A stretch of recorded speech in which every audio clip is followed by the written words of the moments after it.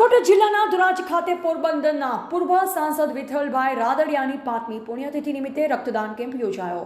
ગુજરાત સરકારના કૃષિ મંત્રી રાઘવજી પટેલની ઉપસ્થિતિમાં યોજાયો રક્તદાન કેમ્પ। કૃષિ મંત્રી રાઘવજી પટેલનું મહત્વનું નિવેદન। ધોરાજી ઉપલેટા પંથકમાં ભારે વરસાદના કારણે પાક નુકસાન બાબતે મહત્વનું નિવેદન। ધોરાજી ઉપલેટા તાલુકામાં ભારે વરસાદના કારણે અસરગ્રસ્ત વિસ્તારમાં વહેલી તકે સર્વે કામગીરી કરવામાં આવશે। સર્વે કામગીરી બાદ સાંગે સરકારમાં રજૂઆત કરવામાં આવશે। સૌરાષ્ટ્રના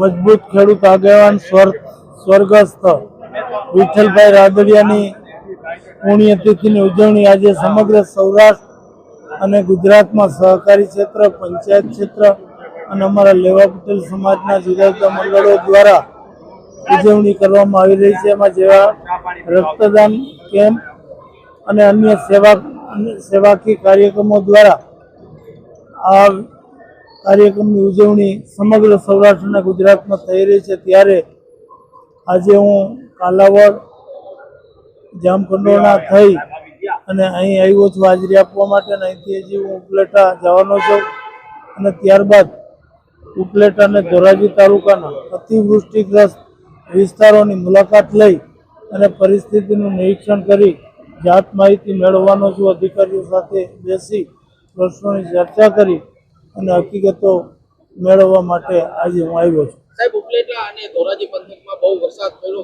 ખેતરમાં પણ પુષ્કળ નુકસાન છે, શું કહેવાનું? હવે આ બધી પરિસ્થિતિની જાત તપાસ કરવા માટે અને નિરીક્ષણ કરવા માટે હું આવ્યો છું। ત્યારે આ બધી પરિસ્થિતિ જોઈ અને આગળ શું કાર્યવાહી કરવી એ અમે નક્કી કરશું। કેટલા સમયની અંદરમાં સર્વેની કામગીરી હાથ ધરવામાં આવશે?